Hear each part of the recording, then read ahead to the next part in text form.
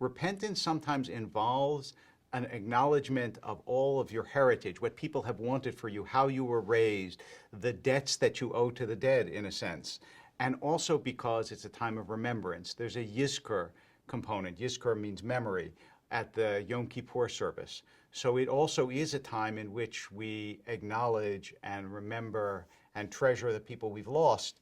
So those two things together, both am I living the way I was taught to live by the people who raised me, and also do I remember them the way they deserve to be remembered, both those very powerful themes come together at this time. One of the reasons why we try to bring out all these themes in Kever Avot is because for many people this will be the only opportunity to hear and reflect on those sorts of themes in a society where these deeper currents of life and death are sometimes ignored because we're checking our iPhones. The tradition of leaving a stone on a grave is a beautiful one. One is, of course, that stones endure and flowers fade, and we think of the soul as being enduring. And the other is that in ancient times, shepherds would sometimes have 10 sheep, sometimes 13, so they would keep the number of stones in their sling for the number of sheep they had that day. So there's a symbolism in a stone. You're asking God to keep the soul of the person that you lost like a shepherd in the sling, in other words, to keep it close. And that also, although not everyone is aware of it, is represented by placing a stone on a grave. Judaism has a long process of preparing for Yom Kippur.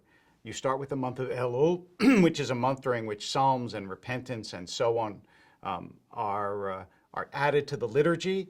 Then you have Rosh Hashanah, which is a celebration of the birth of the world, so that you add the component of gratitude and wonder.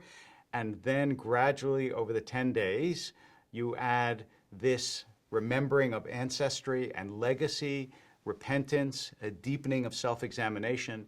And on Yom Kippur, you resolve to do better in the coming year, not to be perfect, just to be better than you have been in previous years. And this long process of repentance is supposed to help us change our lives. Yom Kippur, as in the Kever Avot service, emphasizes people's mortality. You wear white as though they were shrouds. You don't eat, just like you don't eat after death as a corpse. It's supposed to be a reminder, one day you'll be gone. And as long as you know, not just intellectually, but in your heart and in your gut, that life is impermanent and fleeting, then you can look at your life in a very different perspective. Should I be living this way? Should I be doing that? I actually don't have forever.